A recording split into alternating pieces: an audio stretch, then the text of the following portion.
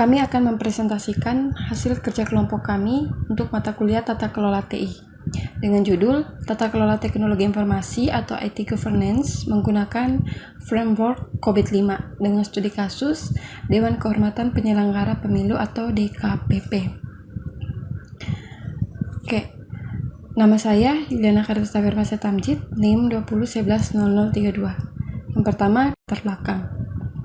Pengelolaan TI yang baik sangat penting karena diperlukan untuk meningkatkan kinerja organisasi dan merupakan tanggung jawab seluruh manajemen. Tata kelola teknologi informasi adalah bagian integral dari pengelolaan organisasi yang melibatkan kepemimpinan, struktur, dan proses organisasi untuk memastikan pemanfaatan TI secara optimal. Dewan Kehormatan Penyelenggara Pemilu atau DKPP adalah lembaga pemerintah yang menggunakan TI sebagai alat untuk mencapai tujuan dan sasaran yang diharapkan. Namun, saat ini DKPP belum memiliki kebijakan dan tingkat layanan TI yang jelas, yang berdampak pada investasi TI yang tidak mendukung tujuan organisasi, penerapan TI yang tidak diperlukan, dan penurunan kepuasan pengguna terhadap layanan. Pengelola TI yang baik diperlukan untuk memastikan investasi TI yang signifikan memberikan hasil yang diharapkan. Framework COVID-5 yang merupakan salah satu kerangka kerja TI internasional dapat digunakan untuk mengembangkan pengelolaan TI yang baik. Penelitian ini bertujuan untuk menerapkan tata kelola teknologi informasi menggunakan framework COVID-5 pada DKPP sebagai studi kasus. Perkenalkan, nama saya Virginia Elizabeth Rosita Natalia Lerek dengan NIM 201100015. Nah, di sini terkait dengan rumusan masalah dari tata kelola teknologi informasi atau IT governance yang menggunakan framework COVID-5 dengan studi kasus Dewan Kehormatan Penyelenggaraan Pemilu atau DKPP. Di sini kami mengambil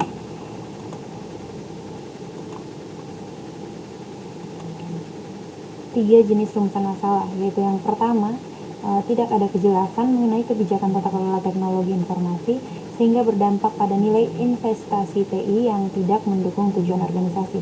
Kemudian yang kedua, strategi SI dan TI tidak terstruktur sehingga mengakibatkan adanya penyerapan TI yang tidak diperlukan. Kemudian yang ketiga, tidak ada kejelasan mengenai tingkat layanan teknologi informasi. Perkenalkan, nama saya Rini Rosdina Bilistolem, NIM 201100069. Tujuan penelitian. Tujuan umum pada penelitian di DKPP ini adalah merancang tata kelola teknologi informasi pada proses pengelolaan strategi TI, anggaran dan biaya TI, dan layanan TI di Dewan Kehormatan Penyelenggara Pemilu atau DKPP. 1. Mengidentifikasi kebutuhan dengan memahami tujuan dan lingkup proses organisasi.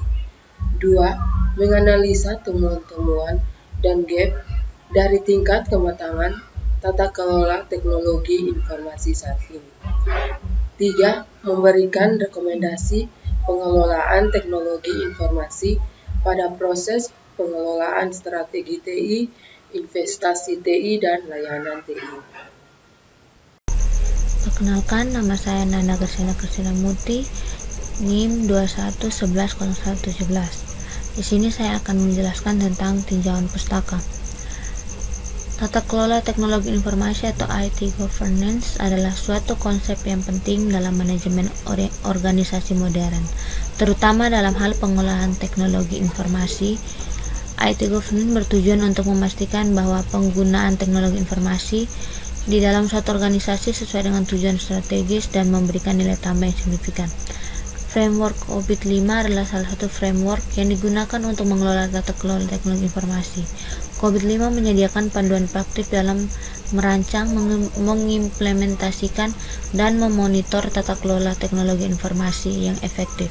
Framework ini mencakup 5 prinsip tata kelola teknologi informasi, yaitu memenuhi kebutuhan pemangku kepentingan atau stakeholder needs, memperoleh manfaat, cover the enterprise end-to-end, menerapkan kerangka kerja tunggal terintegrasi, apply a single integrated framework, memungkinkan pendekatan holistik atau enable a holistic approach, serta memisahkan perencanaan dari implementasi atau separate governance from management.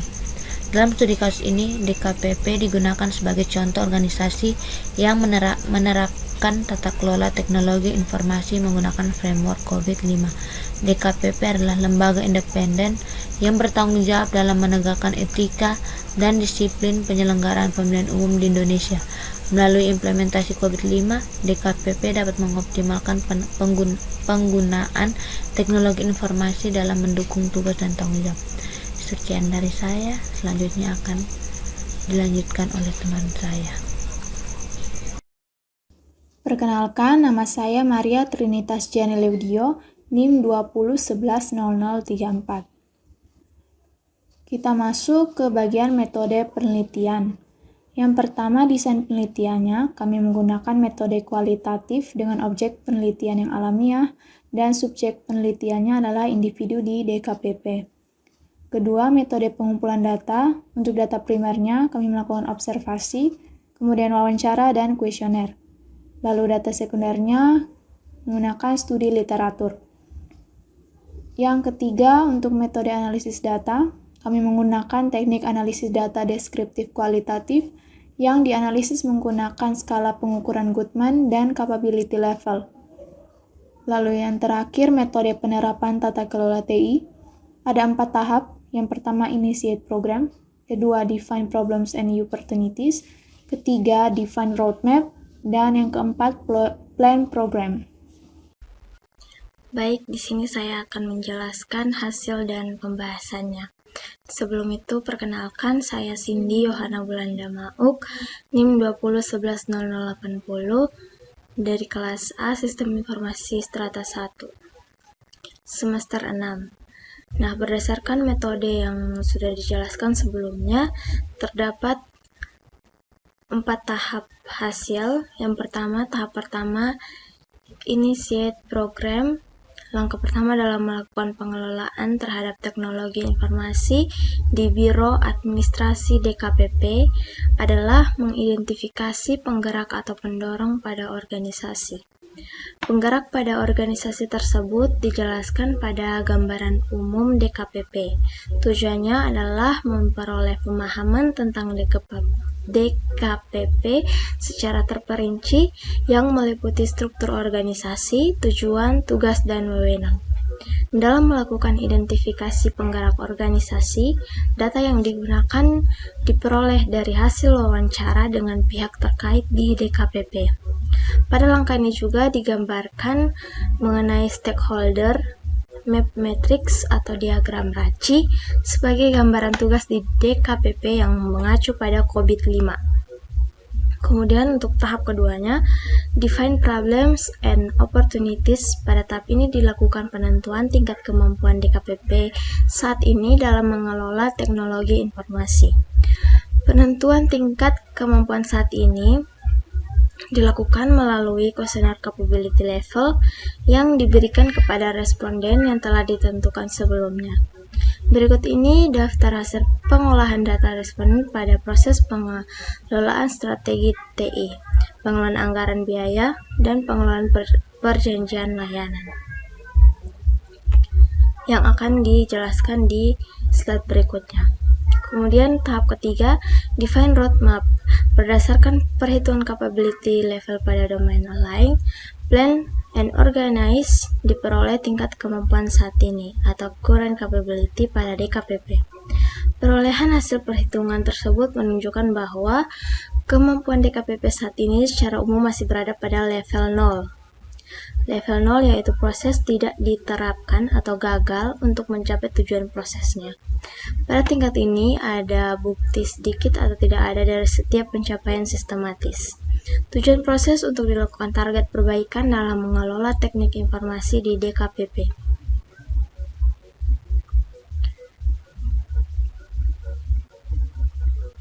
Kemudian untuk tahap 4, plan program berdasarkan hasil temuan-temuan dan gap yang diperoleh. Maka dibuatlah sebuah usulan atau rencana solusi perbaikan dalam tata kelola teknologi informasi di DKPP. Rencana solusi tersebut ditujukan untuk proses domain yang menjadi fokus pada penelitian ini, yaitu proses pengelolaan strategi TI, proses pengelolaan anggaran dan biaya, dan pengelolaan perjanjian layanan TI. Rencana solusi perbaikan yang dilakukan terbagi dua, yaitu aktivitas pemenuhan pada setiap proses, domain, dan rekomendasi perbaikan untuk mencapai level 1 output work product. Nilai kemampuan saat ini pada DKPP untuk pengelolaan strategi TI adalah 0,59, pengelolaan anggaran dan biaya TI 0,61, dan pengelolaan perjanjian layanan 0,25.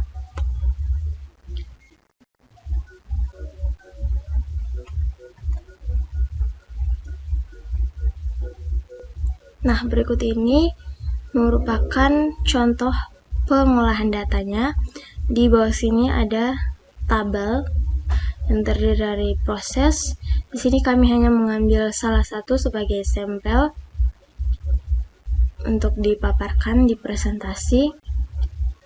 Yang pertama ada prosesnya, yaitu di sini ada AP002 0.01, kemudian levelnya ada yang sampai 5, kemudian ini daftar pertanyaannya, kemudian untuk indikator jawabannya itu hanya menggunakan ya dan tidak dengan konversi nilainya 1 yaitu 1 dan tidak itu 0. Kemudian dihitung rata-rata konversinya. Nah, rata-rata konversi ini rumusnya itu jumlah indikator Oke, jadi menghitung rata-rata konversi ini itu didapat dari konversi itu 1 dibagi dengan jumlah indikator pernyataan lalu dikali dengan 100%, maka didapat 0,17.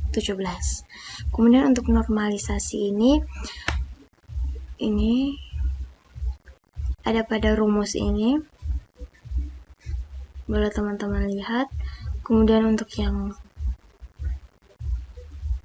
ini rata-rata konversinya ditambah kemudian dibagi dengan 1,33. 1,33 ini didapat dari jumlah semua rata-rata konversi, itu yang di sini. Maka hasilnya 0,63. Kemudian untuk normalisasi level 1 rumusnya sama dengan yang sebelumnya. Oke. Baik, sekian presentasi dari kelompok kami. Terima kasih.